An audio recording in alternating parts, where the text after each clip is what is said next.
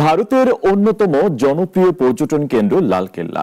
লাল রঙের দেয়ালের কারণে এর নাম লালকেল্লা। তবে বিষাক্ত বাতাসের কবলে ভারতের এই প্রাচীন নিদর্শন। তীব্র দূষণের কারণে কেল্লাটির দেয়ালে তৈরি হয়েছে কালো আবরণ। সম্প্রতি এক গবেষণায় উঠে এসেছে এমন তথ্য। বিস্তারিত জানাচ্ছেন শাশ্বতী সরকার। বিশ্বের সবচেয়ে দূষিত শহরের তালিকায় প্রথম দিকেই রয়েছে ভারতের নয়াদিল্লি। জনজীবনের পাশাপাশি বিষাক্ত বাতাসের ছোঁয়া লেগেছে এখানকার প্রাচীন নিদর্শনে।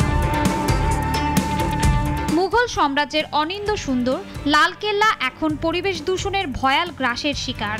যেই লাল দেয়ালের জন্য হয়েছিল নামকরণ, সেই দেয়ালই এখন রূপ নিচ্ছে কালো আবরণে।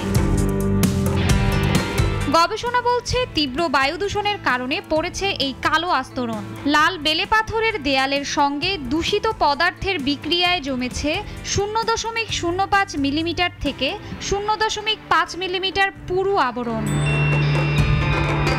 সপ্তদশ শতাব্দীতে নির্মিত এই দুর্গের দেয়ালে ফোস্কা ও রঙের স্তর আলগা হয়ে যাওয়ারও প্রমাণ পেয়েছেন গবেষকরা। দ্রুত ব্যবস্থা না নিলে স্থাপনার সূক্ষ্ম নকশা ও খোদাইয়েও এর প্রভাব পড়তে পারে বলে জানান তারা।